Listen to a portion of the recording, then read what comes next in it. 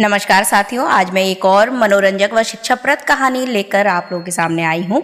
यदि कहानी उपयोगी लगे तो लाइक शेयर कमेंट ज़रूर करिएगा और यदि अभी तक चैनल को सब्सक्राइब ना किया हो तो प्लीज़ ज़रूर कर लीजिएगा।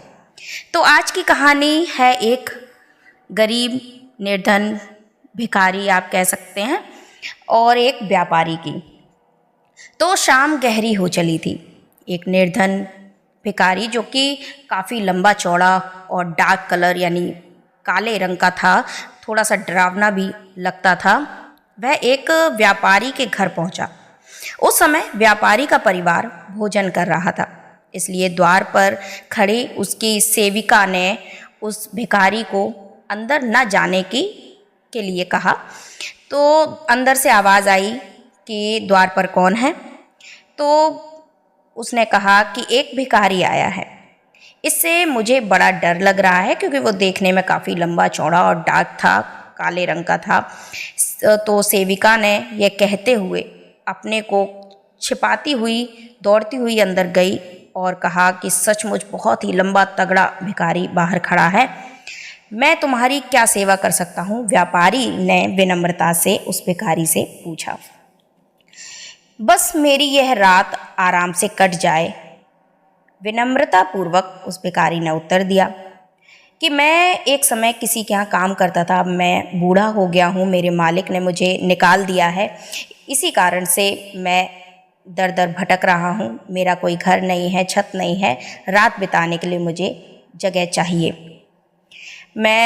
तो उसने व्यापारी ने कहा कि ठीक है, आप भीतर आ जाइए, निश्चिंत होकर अपनी रात आप यहाँ व्यतीत कर सकते हैं, और उसे अंदर ले गया।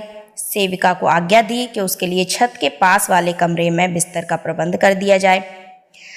अरे बाप रे, यह कितना काला है, व्यापारी की छोटी बेटी जो थी उसने व्यंग में कहा, और सभी लोग यह सुनकर हंस पड़े कि अरे ये कैसे बोल रही है, छोटी बच्ची थी, उसने इस तरह से कहा कि, और वो बहुत ही बातूनी भी थी, मुझे तो इससे बड़ा डर लग रहा है। बड़ी लड़की ने भी यही कहा, यह सचमुच बहुत ही काला है और इसकी कद काठी भी तो देखो, इसे देखकर मुझे बहुत डर लग रहा है।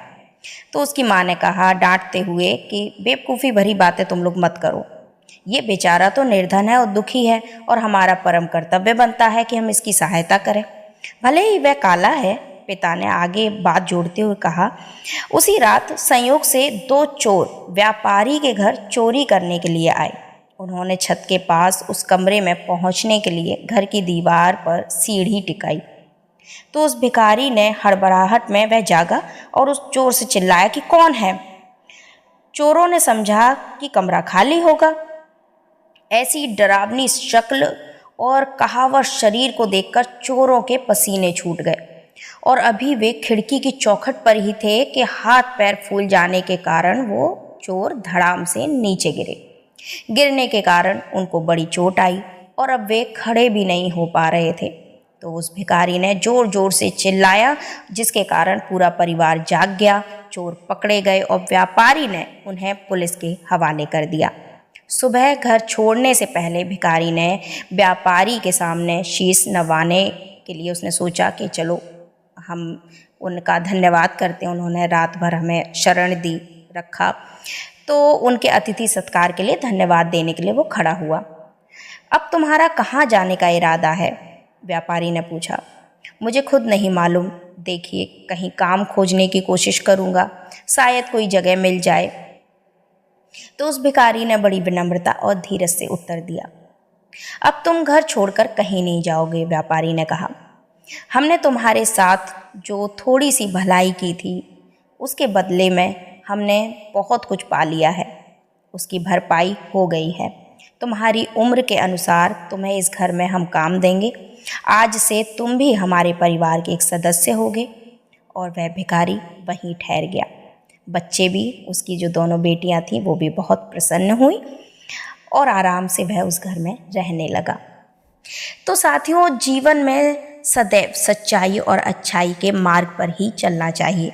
कभी कभी परिस्थितियों बस हमारे जीवन में उतार चढ़ाव आते ही हैं और हमारे मन में यह प्रश्न भी आता है कि हम तो सभी के लिए, सभी के साथ नेकी करते हैं, तो हमें दुख क्यों मिलता है? तो साथियों, सुख और दुख तो जीवन में दिन और रात की तरह होते हैं, उन्हें तो आना ही है। परंतु यदि आपने नेकी की है, आपने किसी की मदद करने के लिए अपना हाथ आगे बढ़ाया है, तो भले ही आपके जीवन में दुख आएगा, परंतु उस दुख से निकालने के लिए कोई न कोई हाथ, कोई न कोई सहारा या कोई न कोई मार्ग ईश्वर आपको अवश्य ही दिखाएगा। तो ये कहानी आपको कैसी लगी कमेंट करके ज़रूर बताइएगा। उपयोगी लगी हो, अच्छी लगी हो तो एक लाइक कर दीजिएगा, और यदि अभी तक चैनल को सब्सक्राइब ना किया हो तो प्लीज़ ज़रूर कर दीजिएगा, क्योंकि इस प्रकार की मनोरंजक और शिक्षाप्रद कहानी हम लेकर आते रहेंगे। धन्यवाद।